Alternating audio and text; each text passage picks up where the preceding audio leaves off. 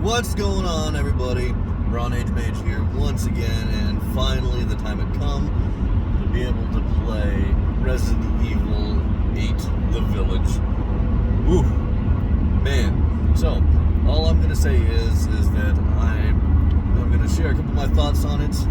I did beat it already, and what a game. What an interesting game that was indeed. So, first I've got to say is that the gameplay was astronomically fun. They took everything that the Resident Evil 7 game had, and they really cleaned it up and made it a lot more surprisingly smooth, especially for the PC. I don't know how it plays on the consoles at this time, but they optimized the game in such a manner that it really felt like it was able to be handled on most platforms. And I will say that my PC is getting a little up there in age, rocking a 1070 graphics card, which is probably my best piece, but I have an old Haswell CPU in there, so i5, not an i7. But it did the job. It did get a little toasty, but all in all, I was able to play the game with better than basic visuals, so really well done. Now, my first thing I'm going to say is because the game was very fun to play, very enjoyable, and I was so happy that I was able to get it and play when I did, especially because I didn't want to have any spoilers. And I'm going to straight up say that this little rant or information that I'm giving here does not have spoilers, because it is well worth picking up and playing for yourself to be able to enjoy and appreciate for what it is, especially if you're a Resident Evil fan. Woof, I need that for my particular drive. Nothing too crazy on this one, just a very casual ride to halfway across the state, but I digress. So, Resident Evil 8 picks up with the protagonist from number 7, Ethan Winters, and it does play very smoothly. It throws you into the mix almost instantaneously, so it's hard to kind of, you don't have to really worry about settling in or anything like that. You don't have time. It throws you in, there you go. Off to the races. Well, one thing I will say about the game is fun and amazing, and how great the gameplay itself is. I will take a page out of one of another amazing YouTuber's quotes and say that it doesn't quite feel like a Resident Evil type to me. And I had that thought right from the get-go, even when I was sitting there looking at all the commercials and trailers, and I might have said that on one of my previous videos that I had made. It didn't look like what I had grown to know and love, and that still holds true, but I can very much appreciate it for everything that it is and everything that it does, and it does tie things together. So if you are picking it up and you are wondering where your Resident Evil is, it is in there to a degree, and it does have a good story arc. You just gotta get through all the parts that only bring up more questions all the way through more than half of the game. But all in all, it is definitely a well-worthy play. Butter smooth and awesome overall. One thing, I have a couple of critiques I'd give on it, but I'd probably want to have a little bit better sit down and talk that, as opposed to just one of my road videos where I just sit here and ramble on, coffee deprived and possibly sleep deprived, going to a completely new assignment that I'm doing today. But I will say that overall,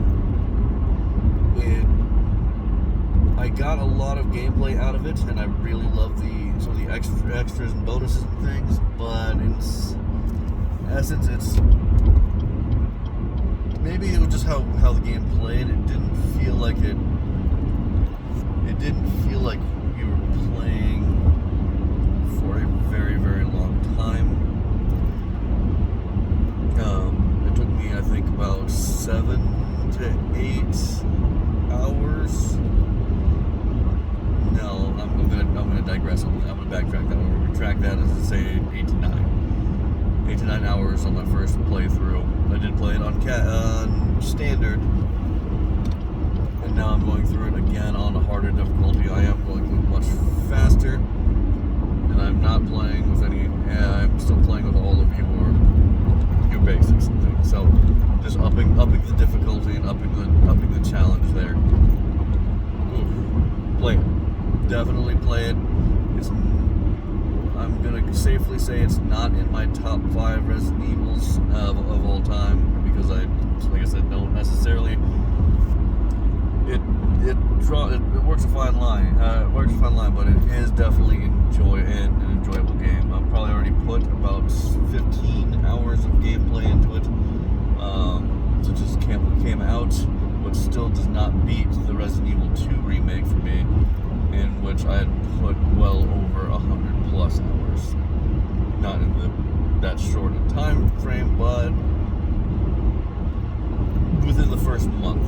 So I think that in the first week or so, I'd already put in over double what I put in to Resident Evil 8. But it is still worth playing. So give it a shot, give it a go.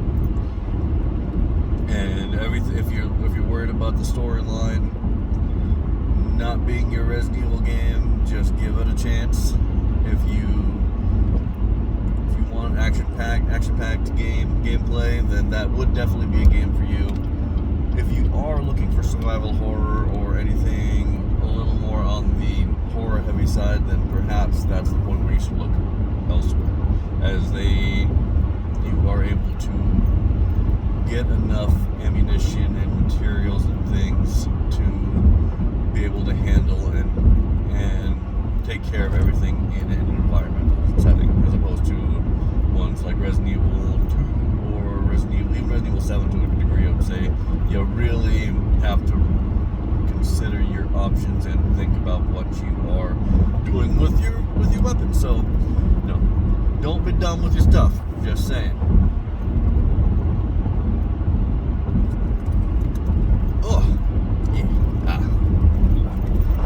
Gas station coffee. That's something that I'm willing to say is going to be keeping me through some of these rants and ensembles from time to time. But I think that'll be a video for another time. I just wanted to get my thoughts out and share them. Just a little bit of something about Resident Evil 8. I will go into greater detail, I think, and hopefully in the near future I'll have enough time back at home to be able to start editing and piecing together videos and be able to upload those, so maybe I can actually have some game content that's not just a long let's play or me rambling on about it during a drive to work. So, alrighty everybody, appreciate you as always. Don't forget to like, share, and subscribe, as is tradition for your good old boys of YouTube to go ahead and say, and gals, I digest. But alright, peace out everybody.